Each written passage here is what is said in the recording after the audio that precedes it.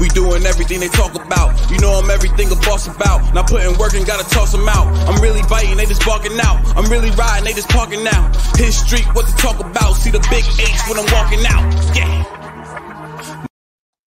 Hey, happy Monday. Welcome to the Athletes Forum podcast. Thank you all for coming back, chopping it up with me, diving into the comments, talking some football. This is a college football edition. We're going to recap week 8 a little bit, just dive into some quick games, nothing too crazy.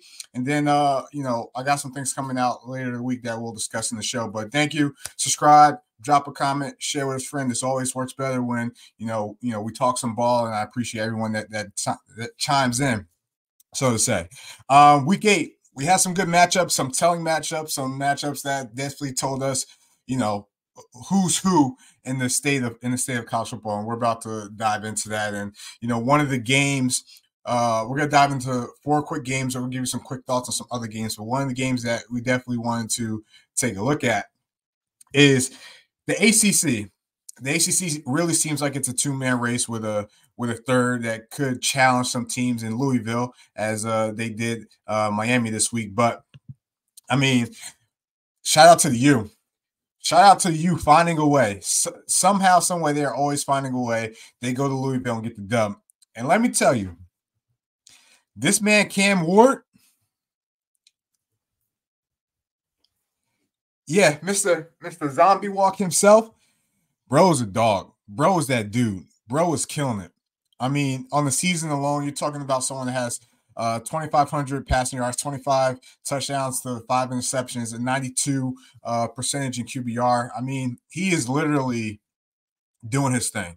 And shout out to him for going back to U, taking on that challenge, because we always talked about, is the U back? Is the U back? They're for real. They're for real. They pull out a good win against Louisville. At one point in this game, it was 38-38 going into the fourth quarter. And, it looked like one team kind of, was scoring at will, while the other team was struggling to score, but found ways to score, and that was Louisville. I think the one thing that concerns me about Miami is their defense. Miami's defense is good. They're going to cost them a game. You look at the games that they got, the rest of the way. We're talking about Florida State. They'll probably get a win, but Duke, who's hard-nosed and gritty. You got Georgia Tech, who is hard-nosed and gritty, even though they're battling quarterback issues right now. You got Wake Forest. You got Syracuse. Syracuse has played a predominantly light schedule, but they're a team that is going to make it competitive when it comes against Miami. And then you got the ACC championship if they win out those games and they play Clemson. Miami's defense at this rate, if they keep going this way, is going to cost them a game. I don't know what game that is or where they get slipped up at, but they got to tighten up on that side of the ball, because offensively, they're great. They're great offensively. As a Cam Ward, I mean, this guy should be in my opinion, he's the front runner for the Heisman. Obviously, we're all talking about Ashton Genty and all the things that he's accomplished and where he's at right now in the running back. But Cam Ward, in terms of what he's been able to do, we're talking about, again, guy that has 2,538 passing yards a season, 25 touchdowns to 5 interceptions, 92% QBR, 2 game-winning drives, obviously beating Virginia Tech. What was that, 38-34, and then going to Cal, another game-winning drive, and winning that one 39-14. And don't forget the blowout against, unfortunately, my Gators week 1. Cam Ward has been nothing but sensational. It's his Heisman to lose. I don't have a vote, but, in this world of media and free talk and all that stuff, I would say Cam Ward is that dude, and he's killing it. And, he is carrying Miami, and, thank God they play in the ACC, because I don't know what they will look like in the SEC type of field. We'll dive into that a little bit. But Miami gets the win over Louisville. It's a great win. I thought it was a game that could potentially choke them up, but shout out to the U. Shout out to the U beating the Ville. All right. Next thing we want to dive into. One of these teams is not like the other. All right. Let's just say that one of these teams is not like the other. Nebraska got smacked. And, I bought into the juice. I was on the hype train in Nebraska. Obviously, there are reports that, Coach Rule felt that they were ahead of schedule. And don't get me wrong, Nebraska's going to be a great team.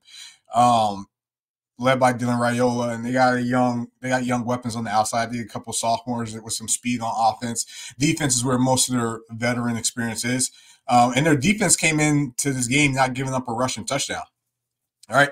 So what did Indiana do? And Coach Signetti, Mr. All he does is win, right? He did it at JMU. Now he's at Indiana. He brought over a bunch of transfers. It's been documented, guys with experience, guys with a chip on the shoulder, and that formula seems to work. Something that Coach Prime tried to do in Colorado, but this is not a Colorado segment, so let's not dive into that field. But Indiana's real. Indiana's real, and they're tied for first right now in the Big Ten. So we need to start taking them, for real, because they put a whooping on Nebraska. This was an ass whooping. All right, Coach Signetti is a dog. Ohio quarterback transfer Curtis Rourke, who did get injured in the game. We'll see how he comes back. Should be in the Heisman candidate either, right? Should be in the Heisman talks as well. Curtis Rourke is doing his thing, and the way Indiana attacked Nebraska, who was so stout up front in that defense, was they got to the edges. They wanted to make cornerbacks and the outside linebackers tackle in space. They wanted to see, because the brunt of that defense is the middle. You run up the middle, you're not going to gain good yards. But Indiana trusts that they had speed, trust that they could beat them to the corners, trust that they could reach block them and shorten the edge. Indiana pulls it off. And what they did to Dylan is they played a lot of zone, but when they played man, they were physical against the receivers. Dylan held the ball a little longer than what he thought, started pressing a little bit. Indiana's a good team, man. They're 7-0. They're number 13 according to the AP polls that just dropped. And they're tied for first in the Big Ten. It's time to take Indiana serious. It's weird to say because they're a basketball school, but it's time to take Indiana serious. So we'll see. All right. Next thing let's talk about. Ooh, man. Bama, Tennessee. Tennessee's hard because Tennessee will go to overtime with Florida, will lose to an Arkansas, but will beat Alabama, but will beat Oklahoma, which is not that good right now. But yeah, Bama's got issues. Obviously, they're dealing with some injuries, but Bama's got issues. They're now a 2-loss team. Their chances as of right now in the SEC for the SEC championship aren't great. So you could kiss the first round goodbye. They will have to win out to at least get to the playoffs. At least at this point, you still got big games against an Auburn team. You still got big games against Missouri that who they might be equal to at this point. And Missouri just squeaked out the win versus Auburn, who Alabama has as well. Maybe that win against Georgia was a blessing and a curse. What do I mean by that? It was a blessing because obviously Big Sage got the win. As long as Georgia wins, that win versus Georgia is gonna hold a lot of the weight. It's a curse because maybe they might have been figured out. You saw Georgia come back in that second half. You saw them tripped up against Vanderbilt. You saw them tripped up against Tennessee. Even though they played better against Tennessee, they still and L's at the end of the day. So maybe that win against Georgia was a blessing and a curse. Locker room, let me know what you think. Is Bama even going to make the playoffs at this point? That's my question to the locker room, right? Good games against Auburn, Missouri. Who else they have? Missouri, Auburn, LSU, right? Is Bama going to make the playoffs? Because LSU's hot. There's about 6 teams that are 6-1 right now in the SEC. It's going to be a tough road to get to that championship, but everyone's got a loss now.